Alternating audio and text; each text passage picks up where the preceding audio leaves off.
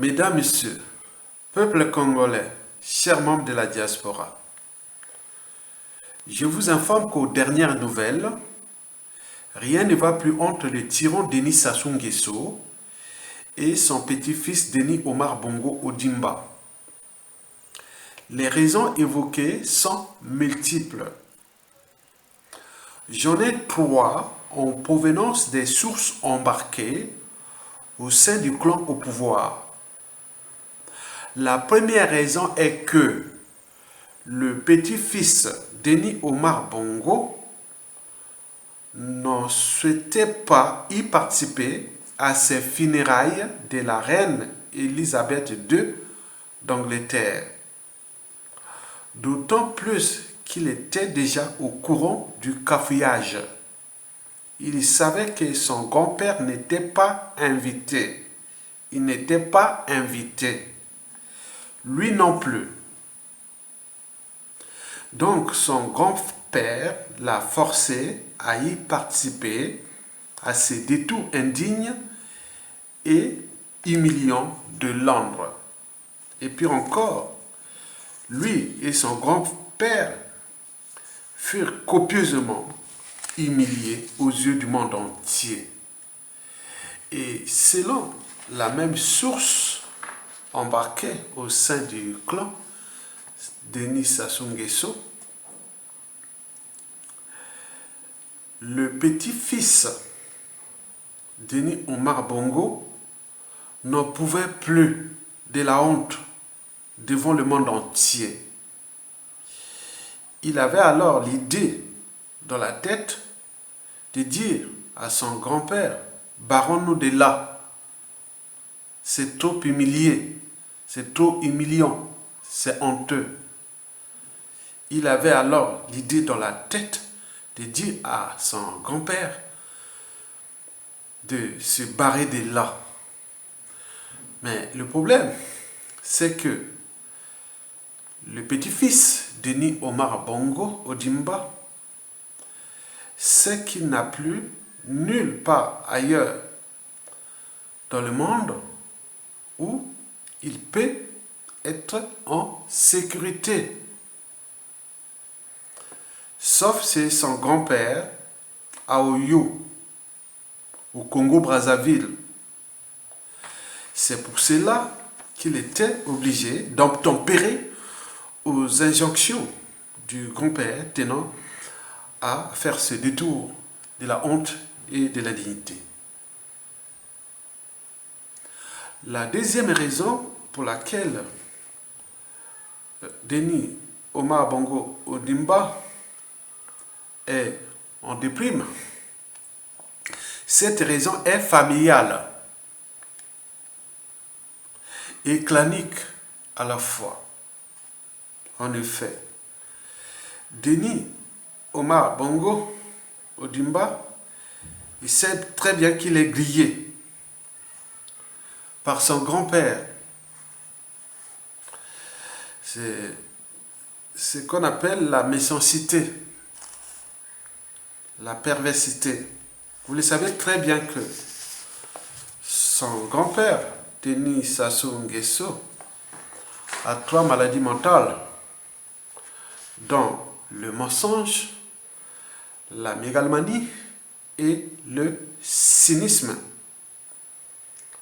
Au regard de la dernière maladie, c'est-à-dire son cynisme, Denis Sassou Nguesso a voulu là montrer à son petit-fils que voilà comment tu peux commencer déjà ta culture des dictateurs indignes d'Afrique.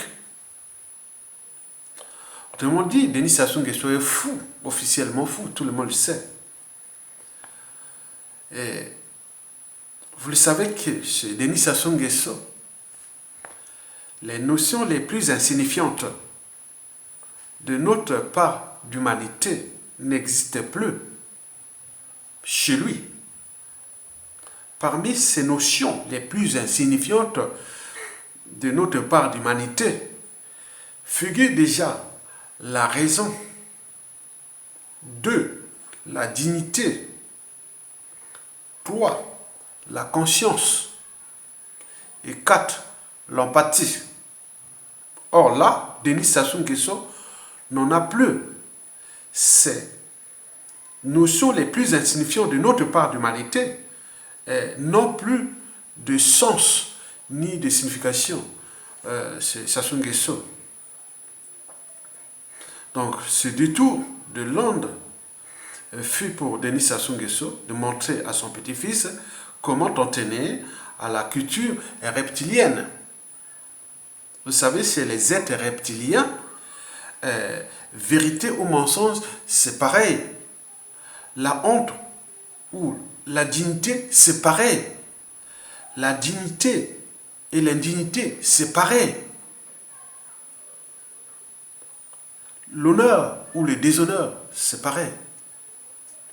Donc, Denis Sassou Nguesso a voulu là enseigner à son petit-fils la culture diplomatique du dictateur du tiers-monde ou des dictateurs reptiliens. Or, le petit-fils a quand même encore une part de conscience. Et donc, il n'en pouvait plus, il n'en voulait plus, il n'en voulait pas. Parce qu'il n'a plus d'attache familiale depuis la mort de ses parents. Donc Sassou Nguesso a en tête d'abuser de son petit-fils parce qu'il n'y a plus de soutien familial. Vous savez donc que Sassou fait ce qu'il veut de ce petit-fils-là. Mais lui, sait bien que on ne choisit pas ses parents ni ses grands-parents.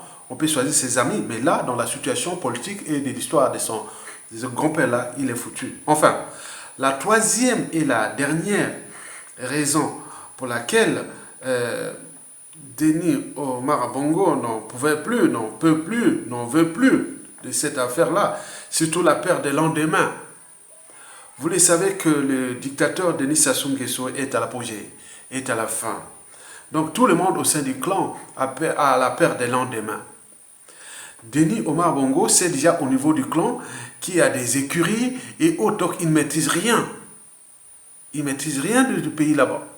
Donc lui suit la vague des écuries au niveau du clan. Est-ce que le pouvoir là-bas, il est resté au sein du clan, mais quelle partie du clan qui est là? Déjà, la concurrence là-bas. Donc là, il est vraiment, il y a des soucis, le petit-fils.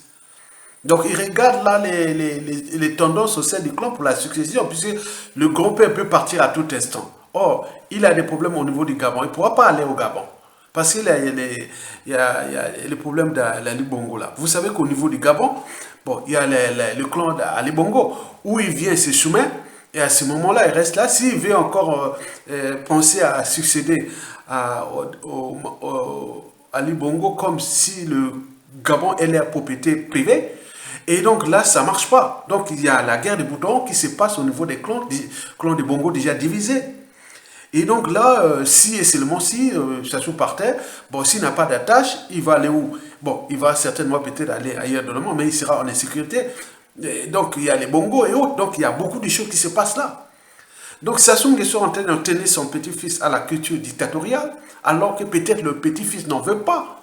Il dit, bon, pour l'instant, je peux rester en dormance comme ça, peut-être dans 10-30 ans, bon, je pourrais, voilà, il n'a que 30 ans, le petit, 30 ans et quelques, mais pourquoi précipiter alors qu'il a 30 ans, il devait faire la vie tranquillement et voir demain, bon, on parle de Bongo, demain, je ne sais pas, il devait revenir là, mais là, le grand-père en train de le forcer à devenir dictateur là-bas pour ses marges arrière au cas où il chutait au Congo ou pour la suite, vous savez, mais au Gabon là-bas, ben, tout sauf les Bongo aujourd'hui. Donc, mais il y a des situations qui sont là, qui se décident, mais on ne sait pas comment va se passer là-bas. Donc, Denis Omar Bongo ne peut plus mettre pied au Gabon, alors qu'il est, soi-disant, l'héritier légitime, l'héritier direct, il a le sang de Omar Bongo. Donc, vous imaginez.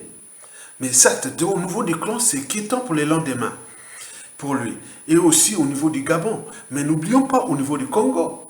Le Congo-Brazzaville, sa mère fut l'une des soucis du Congo, puisque selon les sources, il aurait financé avec son défunt mari, paix à leur âme, le coup d'État.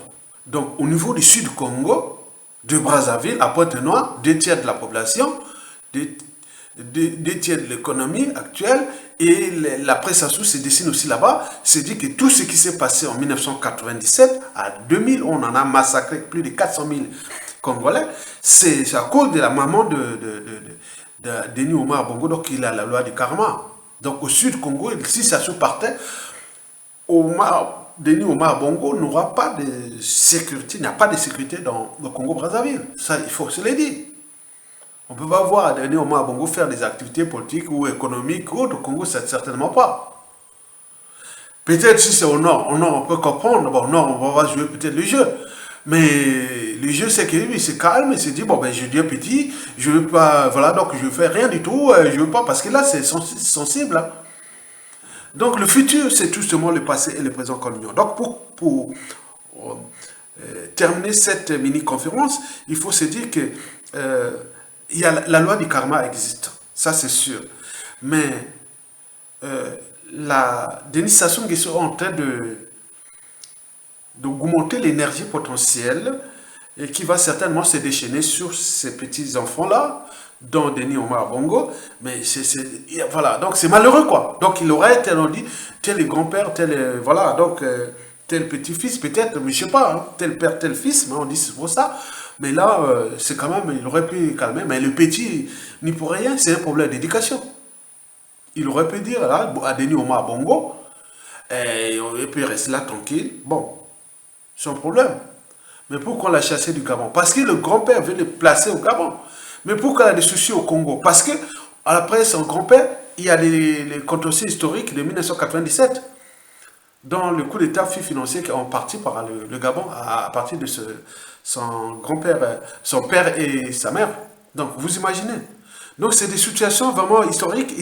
Donc, cette problématique, c'est-à-dire cette vidéo a trois enjeux. L'enjeu déjà essentiel pour ce petit. Quelle malchance d'être... Certes, il est né au bon moment dans une famille, mais il y a aussi au bon moment parce que cette famille-là, et les Bongo et les Congo, voilà, c'est pas bon. Donc, du point de vue existentiel, sa vie sera toujours problématique. Parce que là, c'était dans le contexte France-Afrique, on l'a soutenu, on parle de ceci, mais peut-être qu'il peut prendre le pouvoir aussi, puis voilà, on ne sait jamais. Deuxième enjeu, l'enjeu est déjà au niveau congolais. Que va-t-il devenir Denis Omar Bongo au moment où ça se chute? Même au sein du clan, même aussi avec les pressions des victimes, avec les pressions sociales, avec plein de choses qui sont là dans ce pays, que va-t-il devenir? Mais l'autre partie, le troisième enjeu, l'enjeu France-Afrique au regard de ses intentions au Gabon. Donc, comment va-t-il faire? Est-ce que la France-Afrique va-t-il sauver encore les Bongos? Est-ce qu'il va faire ceci? Donc, on ne sait pas, on ne sait pas. Déjà, au Gabon, là-bas, on dit, non, Denis Omar Bongo ne sera pas président du Gabon. Il sera peut-être président là-bas, chez vous, au Congo, là-bas. Donc, vous imaginez. Donc, c'est tout ce questionnement-là qu'il faut vraiment se poser. Donc, ce sont des drames historiques et qui sont là parce que le futur, c'est justement le passé et le présent qu'on ignore. Mais pour mon point de vue, je n'ai aucun... En tant que citoyen, je reste humaniste. Hein. Moi, si je suis aux affaires au Congo, moi, le petit-fils de Denis Omar Bongo, bon, il a du sang congolais, puisque sa maman est congolaise. Bon, donc moi, bon, il est libre de circuler. Pour moi, il ne faut pas qu'il fasse la politique, c'est tout. Il fait ses affaires, il prouve ses trucs, voilà. Il ne faut pas qu'il fasse la politique. Donc, s'il est là tranquille, il fait ses trucs au Congo, c'est lui. Mais pour les autres Congolais, je ne sais pas. Les victimes de ce coup d'État, je ne sais pas comment ils vont-ils poser. Mais pour moi, personnellement, Denis Omar Bongo sera libre de circulation de ceci. Si la nationalité congolaise demande à sa nationalité congolaise, la nationalité congolaise voyage tranquille. Mais il ne va pas nous mêler des affaires d'État du Congo. Parce qu'il a déjà cette loi du karma là, et ce truc-là. Donc on le laissera tranquille. Pour nous, c'est ça. Mais pourquoi Sassou Nguesso veut-il mettre en danger ce petit-fils-là? D'autant plus que j'ai connu sa mère, qui était la plus intelligente des Sassou. Donc vous imaginez, mesdames, messieurs, peuple congolais, voilà pour la petite explication de ces situations, parce que nous gérons les situations factuelles. Mais qui ne dit pas qu'à l'échelle de notre pays, de telles situations pourront se répéter d'ici la fin du siècle ou tout au long du 22e siècle? Donc, l'histoire humaine n'est pas encore terminée. Il faut nourrir les débats et comprendre ces choses-là pour éviter que ces problèmes reprennent. Pour que chacun de nous puisse vivre libre, digne et heureux chez lui, dans son pays, en Afrique, dans notre propre continent. Ok? Très bien. Je vous remercie et à bientôt. Et partagez, likez la vidéo.